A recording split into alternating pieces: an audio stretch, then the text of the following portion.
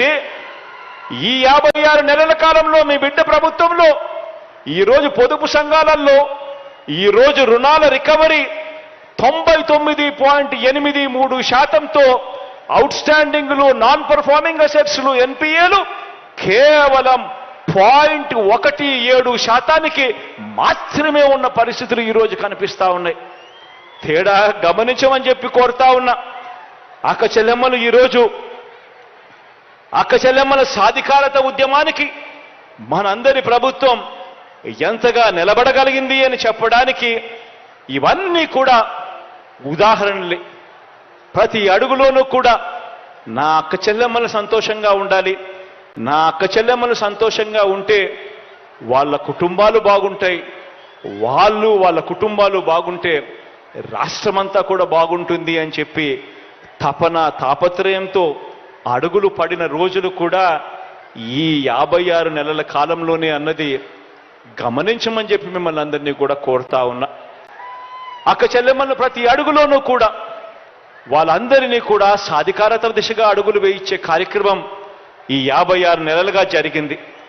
మొట్టమొదటిసారిగా ఎప్పుడూ జరగని విధంగా ఏకంగా అక్క చెల్లెమ్మలకు నామినేటెడ్ పదవులలో 50% పోస్టులన్నీ కూడా అక్క చెల్లెమ్మలకే ఇచ్చేట్టుగా ఏకంగా చట్టం చేసిన ప్రభుత్వం కూడా మీ బిడ్డ ప్రభుత్వమే అని కూడా చెప్పడానికి గర్వపడతా ఉన్నా.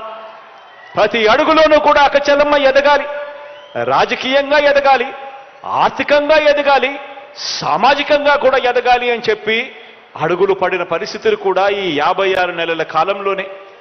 నామినేషన్లలో ఇచ్చే కాంట్రాక్ట్ పనులలో కూడా 50% పనులన్నీ కూడా అక్క చెల్లెమ్మలకే ఇవ్వాలి అని చెప్పి ఏకంగా చట్టం చేసిన ప్రభుత్వం కూడా మీ బిడ్డ ప్రభుత్వమే అని కూడా చెప్పడానికి గర్వపడతా ఉన్నా. దేశ చరిత్రలో ఎప్పుడూ కూడా చూడని విధంగా భద్రతపై ధ్యాస పెట్టిన ప్రభుత్వం కూడా, అక్క చెల్లెమ్మల భద్రతపై ధ్యాస పెట్టిన ప్రభుత్వం కూడా మీ బిడ్డ ప్రభుత్వమే అని సందర్భంగా గర్వంగా చెప్తా ఉన్నా. ఈరోజు ప్రతి గ్రామంలోనూ ఒక సచివాలయం, ఆ ప్రతి గ్రామ సచివాలయంలోనూ ఒక మహిళా కానిస్టేబుల్ అక్క చెల్లెమ్మల కోసమే నియమితులైంది. ఈరోజు అక్క చెల్లెమ్మల కోసం ఒక దిశ యాప్ తీసుకొని రావడం జరిగింది. ప్రతి అక్క చెల్లెమ్మ ఫోన్లోనూ ఆ దిశ యాప్ డౌన్లోడ్ చేసేట్టుగా ఏకంగా 1,46,00,000 మంది అక్క చెల్లెమ్మల ఫోన్లలో ఈరోజు దిశ యాప్ డౌన్లోడ్ అయ్యింది. ఏ అక్క చెల్లెమ్మ కూడా ఇంట్లో నుంచి బయటికి వెళ్ళినప్పుడు ఆ ఫోన్ తీసుకొని పోతే చాలు, ఆపదలో ఉన్న అక్క చెల్లెమ్మ ఆ దిశ యాప్ డౌన్లోడ్ చేసుకొని ఉన్న అక్క చెల్లెమ్మ ఆ ఫోన్లో SOS బటన్ నొక్కితే చాలు, లేదా ఆపదలో ఉన్నప్పుడు 5 సార్లు ఇలా ఫోన్ షేక్ చేసినా చాలు, వెంటనే ఆ అక్క చెల్లెమ్మలకు పోలీస్ సోదరుడి దగ్గర నుంచి ఫోన్ వస్తుంది. ఆ వెంటనే 10 నిమిషాల్లోనే ఆ అక్క చెల్లెమ్మలకు దగ్గరికి ఆ పోలీస్ సోదరుడు వచ్చి చెల్లెమ్మ ఏమైంది అని చెప్పి అడిగే ఒక గొప్ప వ్యవస్థ పుట్టుకు వచ్చింది కూడా ఈ 56 నెలల మీ బిడ్డ పరిపాలనలోనే అని చెప్పడానికి కూడా గర్వపడతా ఉన్నా. అక్క చెల్లెమ్మలు భద్రత విషయంలో ఇంతగా ధ్యాస పెట్టి ఆ అక్క చెల్లెమ్మలకు తోడుగా ఎలా నిలబడగలుగుతామో, అండగా ఎలా నిలబడగలుగుతామో అని చెప్పి ఇంతగా మమకారం చూపించిన పరిస్థితులు కూడా ఈ బిడ్డ ప్రభుత్వంలోనే అని చెప్పడానికి సంతోషపడతా ఉన్నా. ఇవన్నీ కూడా మంచి మనం చేసిన తరువాత కూడా ఏమీ చేయని వారికి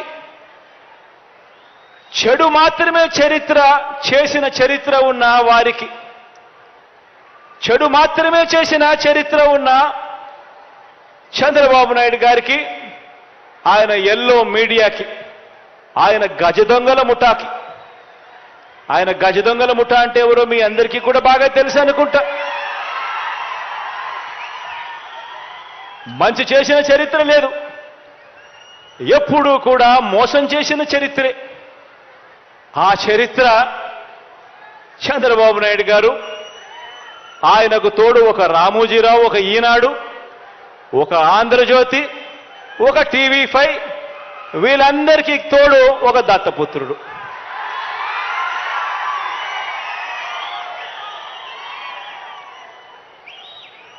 ఇటువంటి వాళ్ళు రోజు కూడా ఇటువంటి వాళ్లకు కూడా సమాధానం ఇచ్చుకోవాల్సి రావటమే నిజంగా కలికాలం అంటే అని చెప్పి కూడా అనిపిస్తుంది. ఎందుకనంటే ప్రతి ఇంట్లో కూడా కనిపిస్తా ఉంది జరిగిన ఇంత మంచి, అయినా కూడా రోజు అబద్ధాలు, రోజు మోసాలు, రోజు ఈ మాదిరిగానే వాళ్ళు ఎక్కువ మంది వాళ్ళు ఉన్నారు కాబట్టి, వాళ్ళ వైపునే పత్రికలు ఉన్నాయి కాబట్టి, వాళ్ళ వైపునే టీవీ ఛానళ్ళన్నీ ఉన్నాయి కాబట్టి వాళ్ళు ఏమి చెప్పినా చెల్లుబాటు అవుతుంది అని చెప్పి వాళ్ళు రోజు అబద్ధాలతో వండించడం, ఆ అబద్ధాలతో వండించిన దానికి కూడా సమాధానాలు చెప్పుకోవాల్సిన పరిస్థితి అనంటే దీన్నే కలికాలము అని అంటే. ఏ మంచి చేయకపోయినా కూడా, ఏ స్కీములు కూడా ఆయన అమలు చేయకపోయినా కూడా కేవలం మోసాలే ఆయన చేసినప్పటికీ కూడా చంద్రబాబుకేమో స్టార్ క్యాంపెయినర్లు దండిగా మంది ఉన్నారు.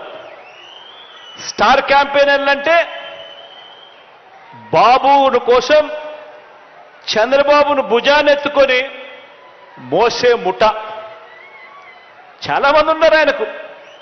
ఆయన ఏ మంచి చేయకపోయినా, ఆయన ఏ స్కీములు ఇవ్వకపోయినా, ఆయన మోసాలే చేసినా కూడా ఆయన గురించి డంకా బజాయించేందుకు, ఆయనను భుజాన ఎత్తుకునేందుకు చాలా మంది స్టార్ క్యాంపెయినర్లు చంద్రబాబు నాయుడు గారికి ఉన్నారు.